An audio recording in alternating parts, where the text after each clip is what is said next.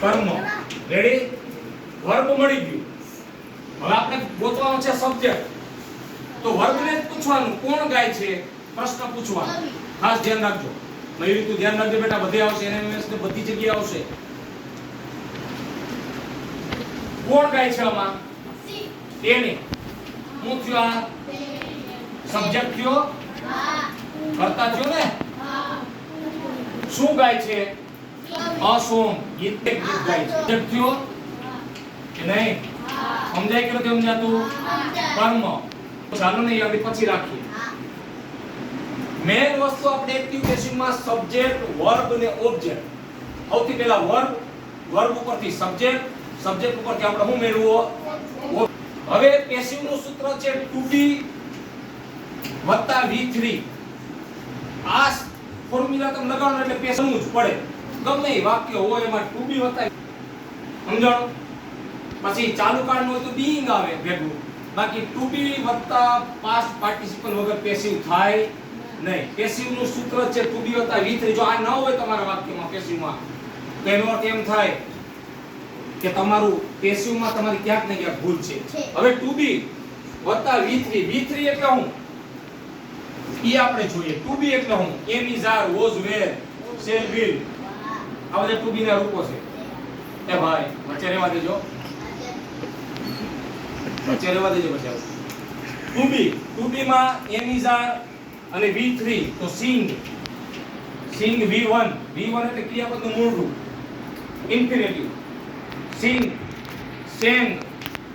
V2 sung. V3 હવે સમજાણું? V1 V2 ને V3 આપણે જરૂર કેની છે? V3 ની. કેની? પેસિવ માં આપણે આની જરૂર નથી. આ પાસ્ટ ટેન્સ માં જરૂર છે. આની જરૂર નથી. આપણે જરૂર છે માત્ર V3 અને એની સાથે to be ના રૂપની. હવે આટલું ક્લિયર થયું? આનો આપણે પેસિવ કરીએ. તો પહેલા જે વાક્ય કર્તરી જેમાં કર્તાનું પ્રધાન છે, સબ્જેક્ટનું પ્રધાન છે આમાં, તે કોણ ગાય? એટલે કર્તા ડોમિનેટ છે, પ્રભુત્વ ધરાવે છે કર્તા. હવે આપણે એવું વાક્ય બનાવવાનું છે જેમાં કર્મ મહત્વનું થઈ જાય અને કર્તા છે એ ઇન્ફેરિયર થઈ જાય. એનો કાઈ એટલું બધું મહત્વ ન રહે, કર્મનું મહત્વ વધારે છે. ચાલો તો to be નું સૂત્ર પેસિવ નું સૂત્ર to be + અહીંયા ધ્યાન આપો. ચાલો હવે કર્મ છે. કર્મ કયું છે આમાં?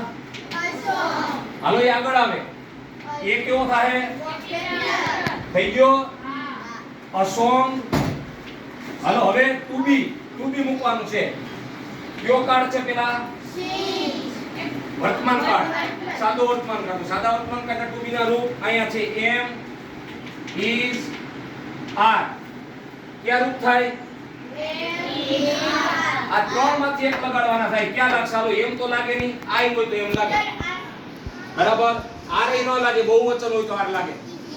ઉતાવળ કરીને તો બોલવામાં.